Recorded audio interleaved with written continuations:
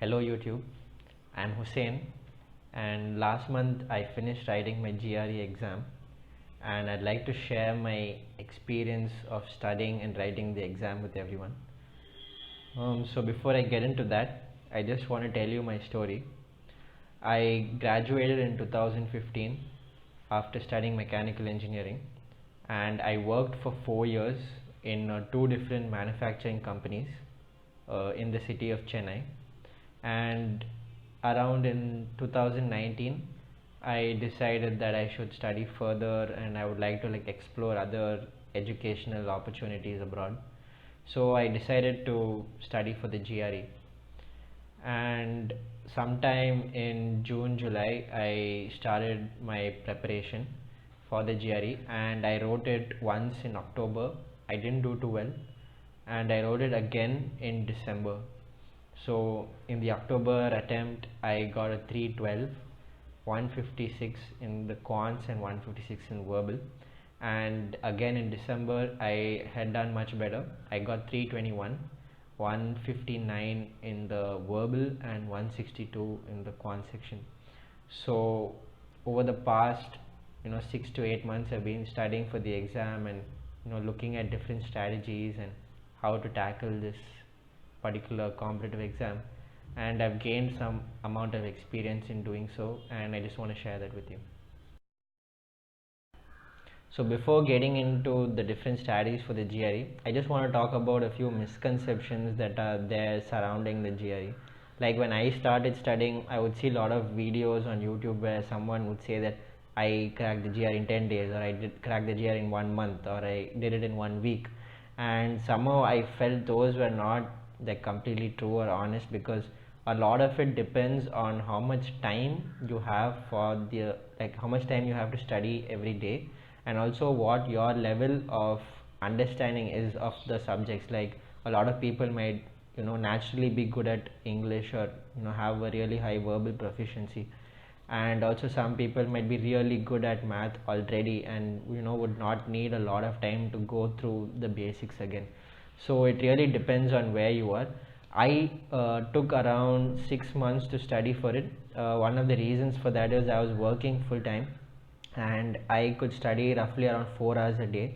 So I would do 2 hours in the morning. I would get up early, study math for 2 hours in the morning, and then I would come back from work in the evening and put in another 2 hours to study vocabulary, or read up on English, or do some writing, some of that.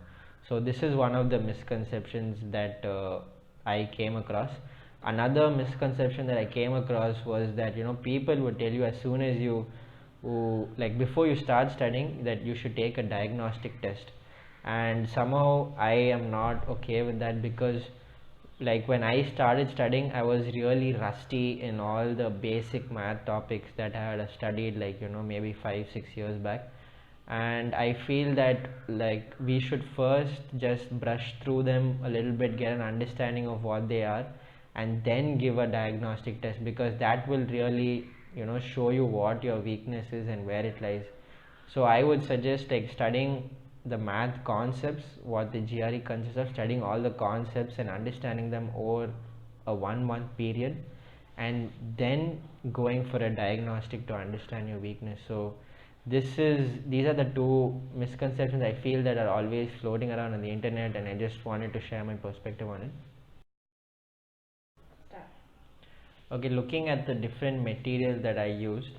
So for math, I purchased the Magoosh app for around $100, and I feel that the Magoosh app is really good because it covers a lot of the basic concepts. There are a lot of videos that cover all the basics, and they have close to around 800 or 1000 problems just for the math section alone, and another 700 to 800 problems just for the verbal, that is the text completion and the sentence equivalence. So when it comes to math, Magoosh was really good.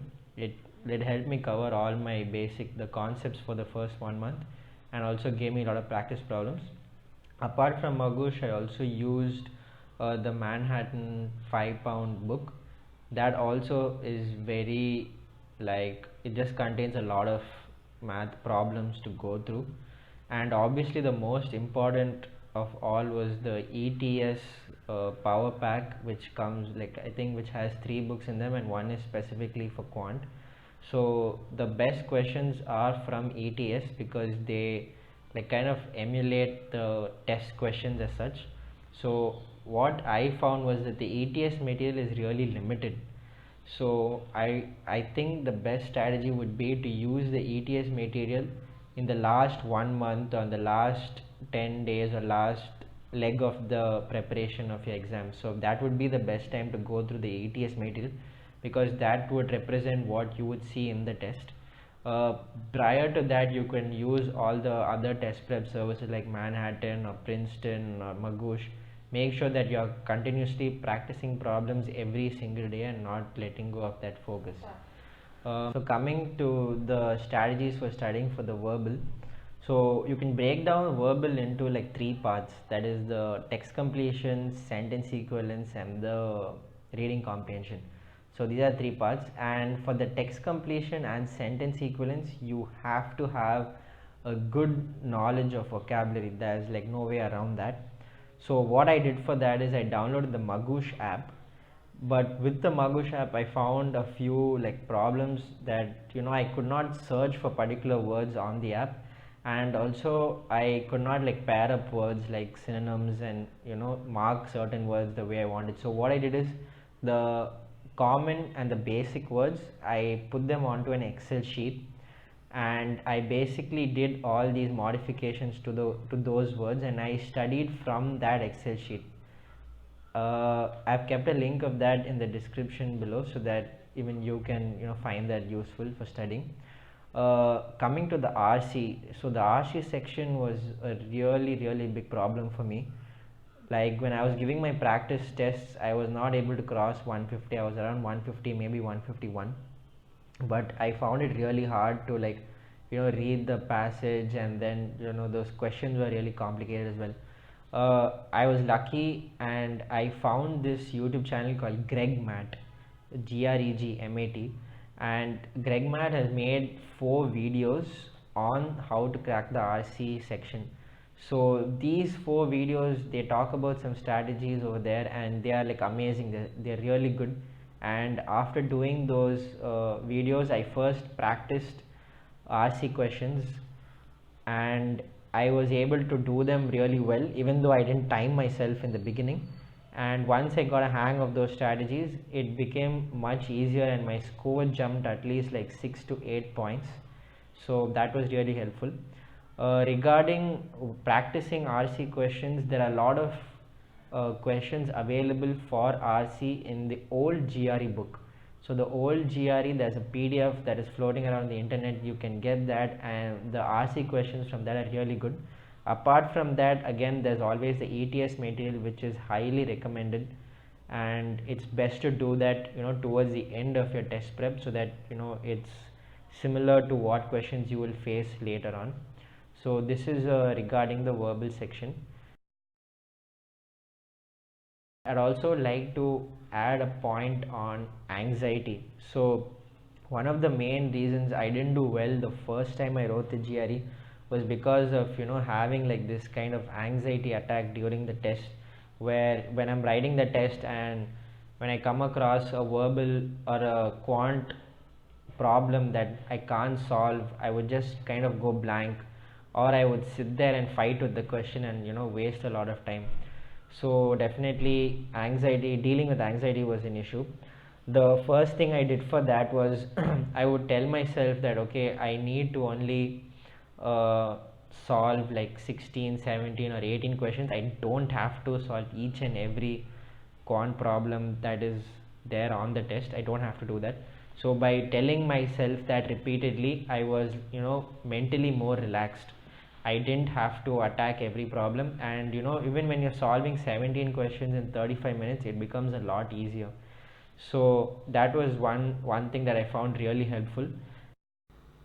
Okay, so I also made some strategies on how to go about the verbal section that I found really useful. What I used to do was I used to first do the text completion and the sentence equivalence. and also I would do it in a particular order. I would first do the 5 text completion questions, and I would skip the 6th one because the 6th one is usually a triple blanker, and you would end up spending more time doing that one question, getting that 1 mark. So it's better just to skip it and come back to it later. And so I would finish that, do the sentence equivalence, and then I would go for the RCs. And in my mind I had these kind of time slots that, okay, so for the text completion and sentence equivalence I have to take like 9 to 12 minutes, and I have the remaining 18 to 20 minutes just for RC to complete the RCs. So once you finish the text completion and sentence equivalence, you would be faced with the critical reasoning question, and I highly recommend skipping this question because this is usually really hard, and it would consist of one small paragraph, and you would have to make this kind of logical jump into finding what the answer can be.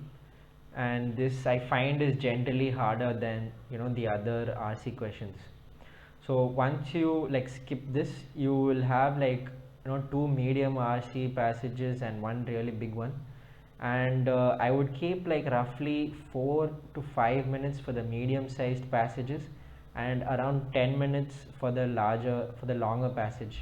And I always found out that when I have enough time to do the RC, I would always finish it a lot faster, because when your mind is more relaxed, you're able to read the paragraph, you're able to like take in the information, and you're not thinking about the time every time.